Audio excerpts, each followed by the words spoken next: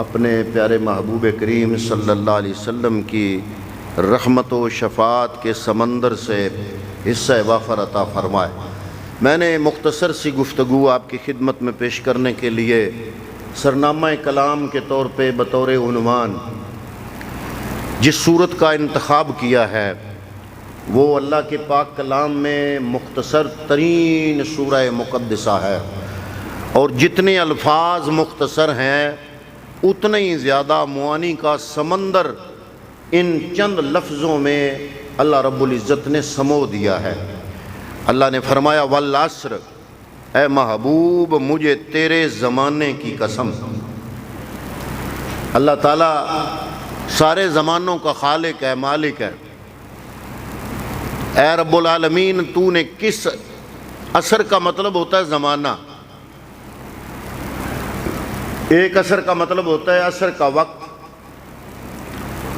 تو یہاں پر اگر عصر کا وقت مراد لیا جائے تو پھر بھی ٹھیک۔ علماء مفسرین فرماتے ہیں کہ بندہ جب دنیا سے جا رہا ہوتا ہے تو اس کو سورج ڈوبتا محسوس ہوتا ہے، عصر کا وقت محسوس ہوتا ہے، اور جب روح نکل رہی ہو اور بندے کی زبان پہ کلمہ طیبہ کا ورد جاری ہو تو یہ نشانی ہے کہ وہ بندہ ایمان لے کے دنیا سے گیا۔ تو جاتے ہوئے جب ایمان سلامت رہتا ہے تو پھر اس بندے کی عصر اگر سلامت ہے جو اس کو محسوس ہوتا ہے عصر کا وقت، اگر عصر سلامت ہے تو قبر بھی سلامت ہے، قبر بھی کامیاب ہے اور آخرت بھی کامیاب ہے۔ تو اس حوالے سے عصر کا وقت بڑا نازک بھی ہے اور اہم بھی ہے، اور علماء فرماتے ہیں کہ اگر عصر سے مراد یہ عصر کا وقت ہو جس کو ہم پنجابی میں دیگر کا وقت کہتے ہیں، تو پھر بھی چونکہ اس کی اہمیت اور نزاکت کے اعتبار سے اللہ تعالیٰ نے اس وقت کی قسم اٹھائی، فرمایا والعصر، قسم ہے مجھے عصر کی۔ اے علماء مفسرین اس عصر سے مراد کون سی عصر ہے؟ فرمایا جس کو ہم پنجابی میں دیگر کہتے ہیں، اگر یہ عصر کا وقت مراد ہو پھر اس کی اہمیت اور نزاکت کو مد نظر رکھتے ہوئے رب العالمین نے اس کے وقت کی قسم اٹھائی ہے، کیونکہ اگر اس وقت جانے والا بندہ صاحب ایمان ہو کے جائے، دنیا سے کامیاب ہو کے جائے، ایمان کی دولت لے کے جائے، جب اس کو جاتے ہوئے عصر کا وقت محسوس ہوتا ہے تو پھر نشانی ہے۔ پیغمبر اکرم صلی اللہ علیہ وسلم نے فرمایا جاتے ہوئے جس بندے کا ایمان سلامت ہے تو یہ نشانی ہے اس کی برزخ بھی کامیاب ہے، اس کی آخرت بھی کامیاب ہے۔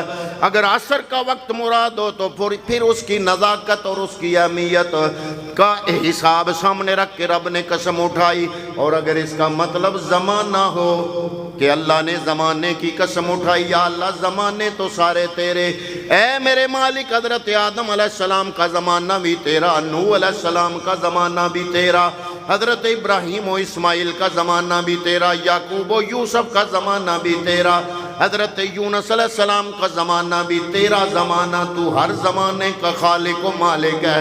اے رب العالمین جب سے زمانہ بنا اس وقت سے لے کر قیامت تک، زمانے کے اختتام تک، ہر زمانے کا مالک و خالق تو ہے۔ ہر زمانے کا مالک و خالق ہونے کے باوجود اے میرے رب العالمین تو نے کون سے زمانے کی قسم اٹھائی ہے؟ تو علماء مفسرین فرماتے ہیں سارے زمانے رب العالمین کے، ہر زمانے کا مالک و خالق اللہ رب العالمین ہے، لیکن جب مصطفیٰ کریم صلی اللہ علیہ وآلہ وسلم کی بارگاہ میں سوال کیا جائے گا کہ یا رسول اللہ کون سا زمانہ سب سے بہترین زمانہ ہے، کملی والے کا ارشاد ہے، فرمایا خیر القرون کرنی، فرمایا تمام زمانے، تمام زمانوں سے بیسٹ ترین، بہترین زمانہ میں محمد مصطفیٰ کا زمانہ ہے۔ فرمایا خیر القرون، سارے زمانے اچھے اللہ کے بنائے ہوئے، اللہ خالق و مالک ہے۔ میرے نبی نے یہ بھی فرمایا زمانے کو برا نہ کہو، جو بندہ زمانے کو برا کہتا ہے کہ زمانہ ایسا آ گیا وہ اللہ کو برا کہہ رہا ہے۔ زمانے کو جب برا کہو گے تو گویا تم خدا کو برا کہہ رہے ہو. استغفر اللہ، زمانے کو برا نہ کہو. سارے زمانے اچھے، زمانہ اللہ کا بنایا ہوا زمانہ اچھا ہے.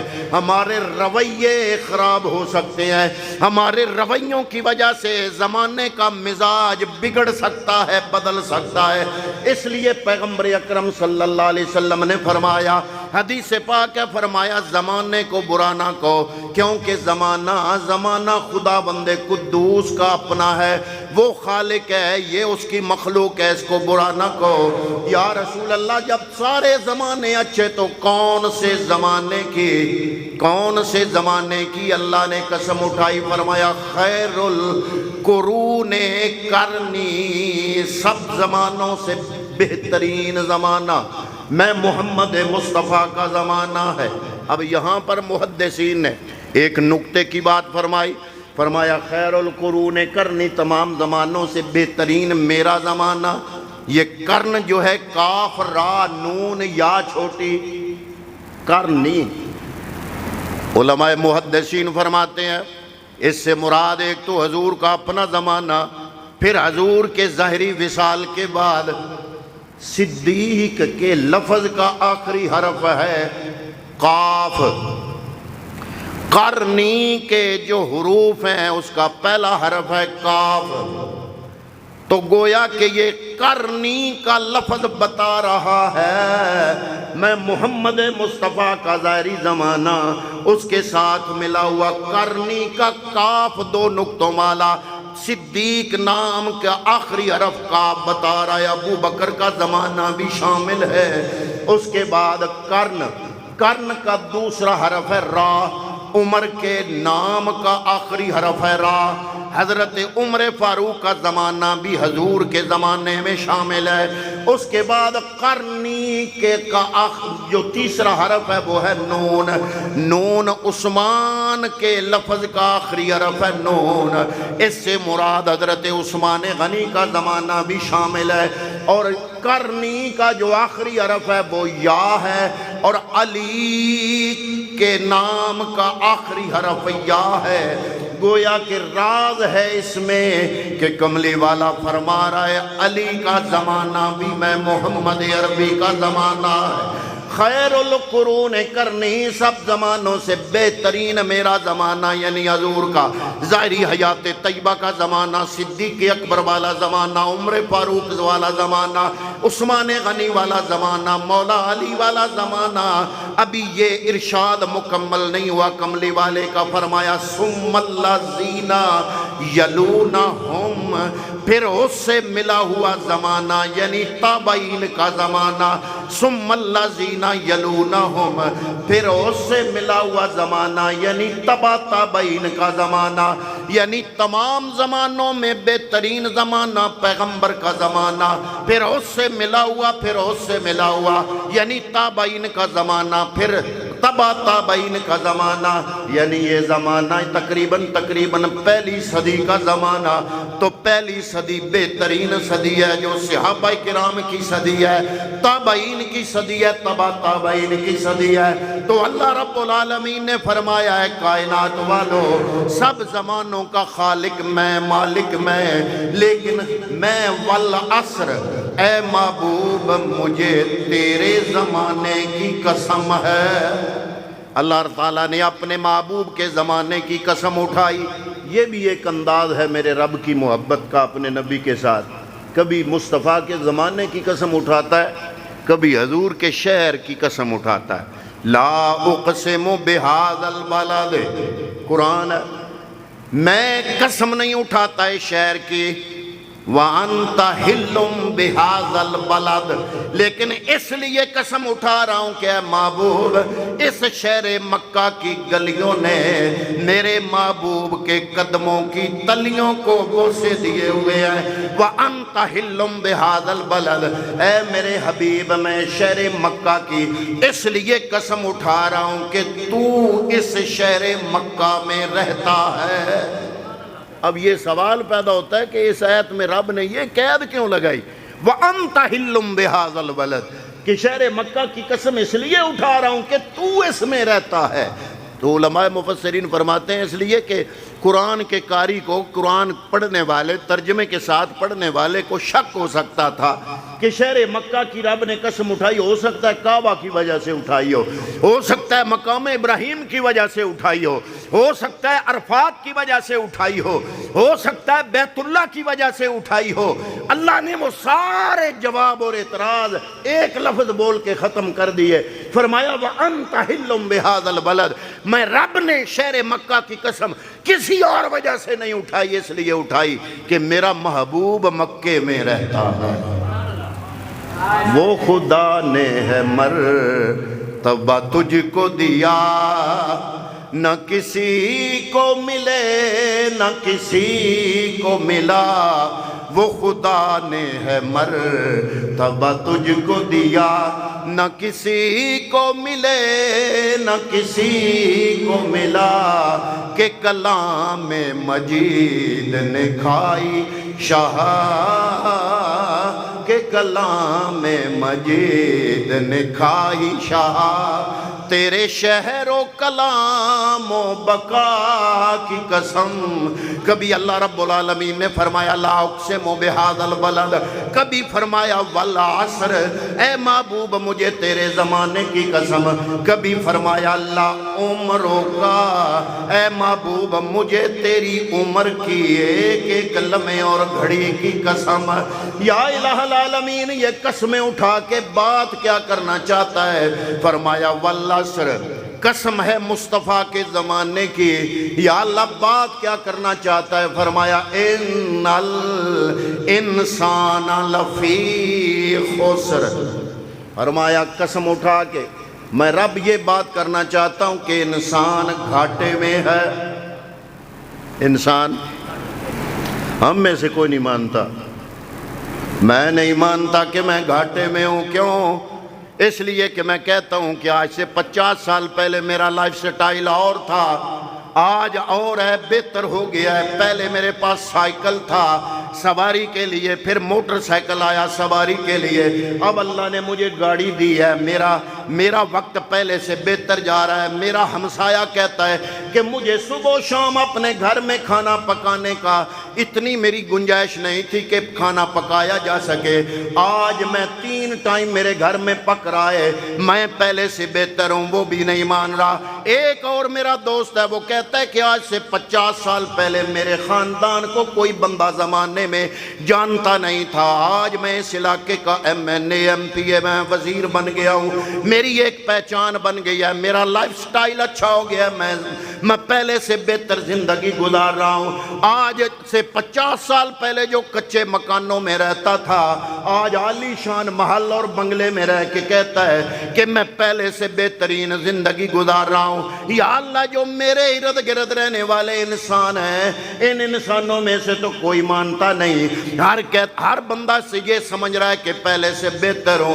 اللہ فرماتا ہے تم کہتے رہو، تم سمجھتے رہو، میں رب نے جو بات کی ہے والعصر، مجھے اپنے حبیب کے زمانے کی قسم، ان الانسان لفی خسر، انسان گھاٹے میں ہے، انسان گھاٹے میں ہے۔ یا الہ العالمین، کوئی بندہ وزیر اعظم بن گیا ہے، وہ کہتا ہے کہ آج سے 50 سال پہلے میرے خاندان کو جانتا کوئی نہیں تھا، آج میں ملک کا صدر، وزیر اعظم، پارٹی لیڈر بن گیا ہوں، میں بہت بڑا ہیرو بن گیا ہوں۔ فرمایا نا والعصر، مجھے اپنے محبوب کے زمانے کی قسم، ان الانسان لفی خسر۔ اب پڑھے لکھے حضرات، سمجھدار حضرات سوچ رہے ہوں گے کہ جو پہلے میں نے جائزہ چند لفظوں میں آپ کی خدمت میں پیش کیا، وہ جائزہ بھی تو درست ہے، رب کی بات بھی غلط نہیں ہو سکتی۔ پھر درمیان میں بات ملی کہاں پہ آ کے؟ بات میرے والا جو جائزہ میں نے پہلے آپ کی خدمت میں پیش کیا، کیا ہم میں سے ہر بندہ یہ سمجھتا ہے کہ پہلے سے بہترین زندگی گزار رہا ہے؟ وہ جائزہ بھی درست ہے، لیکن رب قسم اٹھا کے فرما رہا ہے گھاٹے میں ہو، گھاٹے میں ہو۔ یا اللہ، پھر بات تیری سچی یا ہماری سچی؟ فرمایا بات تمہاری بھی سچی ہے، بات میری بھی سچی ہے، لیکن تمہارا معیار کامیابی ماپنے کا کچھ اور ہے۔ میرا معیار کچھ اور ہے. تم یہ اونچے بنگلے، سیاست میں ناموری، شہرت اچھی، کپڑے اچھے، سواری اچھی، عہدہ اچھا، اس کو کامیابی گنتے ہو. میں رب کی نگاہ میں جو کسوٹی ہے وہ ٹوکری سر پہ اٹھا کے خون پسینے کی کمائی کرنے والا ایک مزدور ہو یا ملک کی صدارت کی کرسی پہ بیٹھنے والا کوئی صدر یا وزیر اعظم ہو، ان سب کے لیے کامیابی پرکھنے کا معیار ایک ہے، پیمانہ ایک ہے. اگر اس پیمانے میں تم کامیاب ہو گئے، چاہے ارب پتی ہو تو کامیاب ہو، چاہے ٹوکری سر پہ رکھ کے سارا دن مزدوری کرتے ہو تو پھر بھی کامیاب ہو. اگر وہ پیمانہ تمہارا درست ہے، اگر وہ کسوٹی پہ پورے اترتے ہو، اس کے لیے پیسہ نہیں چاہیے، اس کامیابی کے لیے ناموری نہیں چاہیے، اس کامیابی کے لیے عہدہ نہیں چاہیے، اس کامیابی کے لیے اچھا خاندان، اعلیٰ خاندان، اونچا سیاسی خاندان، یہ شرطیں نہیں ہیں. یا اللہ پھر اس کامیابی کے لیے پیمانہ کیا ہے؟ فرمایا بڑا مختصر سا پیمانہ، اِلَّا الَّذِينَ آمَنُوا وَعَمِلُوا الصَّالِحَاتِ. فرمایا وہ لوگ جن کے سینوں میں ایمان کی شمع روشن ہے اور زندگی میں اچھے اعمال کی جھلک موجود ہے. چاہے وہ ٹوکری سر پہ اٹھا کے سارا دن مزدوری کرتے ہیں، چاہے وہ پلے داری کرتے ہیں، چاہے وہ کاشتکاری کرتے ہیں، چاہے وہ جانوروں کو چارہ ڈالتے ہیں، چاہے وہ ملک کی صدارت کی کرسی پہ بیٹھتے ہیں، اگر اِلَّا الَّذِينَ آمَنُوا وَعَمِلُوا الصَّالِحَاتِ، یہ دو چیزیں ان میں پائی جاتی ہیں. اللہ تعالیٰ نے یہ دو چیزیں قرآن میں کئی اور مقامات پر بیان فرمائی. ان دونوں چیزوں پہ زور دیا کہ انسان تیری اصل میراث، تیری اصل دولت، تیری اصل کامیابی کی کسوٹی دو چیزیں، ایک ایمان، ایک اچھے اعمال. فرمایا ان الذین، ایک اور مقام پہ فرمایا ان الذین آمنوا وعملوا الصالحات، بے شک جو لوگ ایمان لائے اور اچھے عمل کیے، یہدیہم ربہم بایمانہم، اللہ ان کو ان کے ایمانوں کی وجہ سے ہدایت کی دولت عطا فرمائے گا. قرآن مجید میں ہی ایک اور مقام پہ فرمایا وعد اللہ الذین آمنوا وعملوا الصالحات، اللہ نے ان لوگوں کے ساتھ وعدہ کر لیا ہے. یا اللہ کن لوگوں کے ساتھ؟ فرمایا جن کے پاس دو چیزیں ہیں. کون سی؟ ایک ایمان اور ایک عمل صالح. یا اللہ کون سا وعدہ ہے؟ فرمایا لہم مغفرتم و اجر عظیم، ان کے لیے رب کا یہ وعدہ ہے کل قیامت کے دن آئیں گے تو اللہ بخشش کے ہار پہنائے گا اور انہیں اجر عظیم عطا فرمائے گا. ایک اور مقام پہ انہی دو چیزوں کو پھر بیان کیا قرآن مجید میں. فرمایا الذین آمنوا وعملوا الصالحات طوبی لہم، جو لوگ ایمان کی شمع دل میں جلائے رکھے ہیں اور زندگی میں اچھے اعمال کی جھلک موجود رکھتے ہیں، طوبی لہم، ان کے لیے طوبہ ہے. طوبہ کہتے ہیں جنت کو، جنت کی خوشیوں کو. فرمایا وحسن مآب، اور کتنا خوبصورت انجام ہے ان کا. ایک اور مقام پہ قرآن مجید میں انہی دو چیزوں کا تذکرہ کرتے ہوئے فرمایا ان الذین آمنوا وعملوا الصالحات، وہ لوگ جو ایمان لائے اور اچھے عمل کیے، اولئک ہم خیر البریہ، فرمایا وہ بہترین گروہ ہیں، بہترین گروہ. ہم نے بھی گروہ بنائے ہوئے، آئیے گروہ بنا لیں ایمان اور عمل کا. چاہے آپ اس مسجد میں نماز پڑھنے والے ہیں، چاہے اس مسجد میں نماز پڑھنے والے ہیں، دنیا کی کسی عقیدے سے، مسلمانوں کے کسی فرقے سے تعلق رکھنے والے ہیں، اگر صاحب ایمان ہیں، عمل اچھے ہیں، تو قبر میں آپ کو جماعت کے حوالے سے نہیں پوچھا جائے گا، فرقے کے حوالے سے نہیں پوچھا جائے گا، تو آپ کا ایمان دیکھا جائے گا اور اچھا عمل دیکھا جائے گا. افسوس ہم نے جو چیزیں ضروری تھی وہ ثانوی رکھ دی، اور جو چیز ثانوی تھی اس کو آپس میں لڑائی اور ایک دوسرے سے نفرتوں کا سبب بنا لیا، فرقوں کی لڑائی، جماعتوں کی لڑائی، عقیدوں کی لڑائی، اور جو چیز ان میں مشترک ہے وہ کیا ہے جس کی بنیاد پہ کامیابی ہوگی؟ فرمایا دو چیزیں، اِلَّا الَّذِينَ آمَنُوا وَعَمِلُوا الصَّالِحَاتِ، جب اچھا عمل ہوگا، پھر اچھے عمل کا بھی ایک بعض اوقات یوں ہوتا ہے کہ میرے نزدیک ایک عمل اچھا ہے، ہو سکتا ہے رب کائنات کی بارگاہ میں بات ہوتی ہے نیت کی۔ اب حج کرنا بہت اچھا عمل ہے، حضرت عبداللہ ابن مبارک حضرت امام ابو حنیفہ کے شاگرد ہیں، اور اتنا آپ کی سیرت کے حوالے سے بیان کیا گیا، لکھا گیا، اتنا امام بخاری رحمۃ اللہ تعالیٰ علیہ کی سیرت کے حوالے سے اتنا نہیں لکھا گیا جتنا حضرت عبداللہ ابن مبارک کے حوالے سے تاریخی کتب میں آتا ہے۔ بہت بڑی نیک ہستی تھے اور حضرت امام ابو حنیفہ کے شاگرد تھے۔ آپ حج ادا کرنے گئے، وہ بڑی روحانی شخصیت تھے۔ جب حج ادا کرنے گئے خانہ کعبے کے اندر طواف کعبہ کیا، طواف کعبہ کے بعد وہاں پہ تھکے ہوئے تھے، تھوڑا سا ٹیک لگائی تو آرام کیا، نیند آ گئی، آنکھ لگ گئی۔ آپ نے خواب میں دیکھا، خواب میں کیا دیکھتے ہیں کہ لوگ آ رہے ہیں خانہ کعبے کا حج ادا کر رہے ہیں۔ اچانک عاطف غیب سے آواز آتی ہے کہ اس سال 14 لاکھ بندوں نے حج ادا کیا، لیکن اللہ نے کسی ایک کا حج بھی قبول نہیں کیا۔ بڑے حیران ہوئے، 14 لاکھ بندے، اس زمانے میں 14 لاکھ کا اکٹھا ہونا بھی بڑا کمال تھا نا، نہ ہوائی جہاز تھے، نہ بحری جہاز تھے، کچھ بھی نہیں تھا، لوگ پیدل سفر کرتے تھے۔ اس زمانے میں 14 لاکھ کا اکٹھا ہونا بڑا کمال تھا۔ تو آپ آواز سنتے ہیں کہ جناب اس سال 14 لاکھ لوگوں نے حج ادا کیا، کسی ایک کا حج بھی رب نے قبول نہیں کیا۔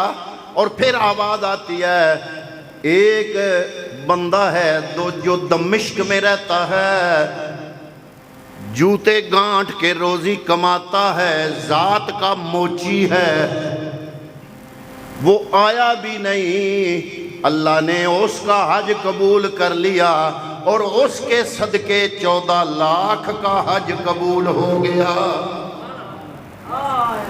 اللہ کا جو ولی ہوتا ہے اس کا خواب بھی نبوت کا 40واں حصہ، وہی کا 40واں حصہ ہوتا ہے۔ جو ولی کامل ہوتا ہے وہ وہاں سے حج ادا کر کے نکلے، کہتے ہیں دمشق جاؤں، وہ بندہ ڈھونڈوں، علی الموفق اس کا نام ہے۔ خواب میں یہ آواز میں بتایا گیا، دمشق گئے، علی الموفق کو ڈھونڈ رہے ہیں، لوگوں سے پوچھ رہے ہیں۔ لوگوں نے کہا کہ آپ کا اس سے کیا کام، آپ تو بہت بڑے امام، آگے آپ کے ہزاروں علماء شاگرد، اور وہ ایک موچی ادنا سا۔ فرمایا ملنا ہے اسے، اس سے پوچھنا ہے کہ تو نے نیکی کیا کی ہے۔ اس سے ملے، سلام دیا، وعلیکم السلام۔ اس نے کہا، پوچھا کیا نیکی کرتے ہو؟ کعبے کے اندر میں گیا حج ادا کرنے، وہاں عاطف غیب نے تیرا نام لے کے اعلان کیا، تیرا نام میں وہاں سن کے آ رہا ہوں، کیا نیکی کرتے ہو؟ اس نے کہا نیکی تو کوئی نہیں، بس 5 ٹائم کی نماز پڑھتا ہوں۔ دل میں بڑی حسرت تھی، بڑی خواہش تھی کہ کعبے کا حج ادا کروں۔ ساری زندگی محنت کی، لوگوں کے جوتے گانٹھ گانٹھ کے، تھوڑے تھوڑے پیسے جوڑ جوڑ کے، ساری زندگی محنت سے پیسہ اکٹھا کیا۔ حج کا قافلہ روانہ ہونے والا تھا، ارادہ کیا پیسے لے کے اس قافلے کے اندر شامل ہو جاؤں۔ اپنی حج کی مکمل تیاری کی، جب باہر آیا، اپنے گھر سے باہر نکلا، اپنے ہمسائے میں نظر ڈالی، ایک عورت ہے، 4-5 بچے ہیں، وہ رو رہے ہیں، وہ ان کو چپ کرا رہی ہے۔ ان کا پتہ کرنے میں ان کے گھر گیا تو کیا دیکھا، بچے رو رہے ہیں۔ تو میں نے عورت سے کہا کہ بچے رو رہے ہیں، ان کو کھانا کیوں نہیں دیتی ہو؟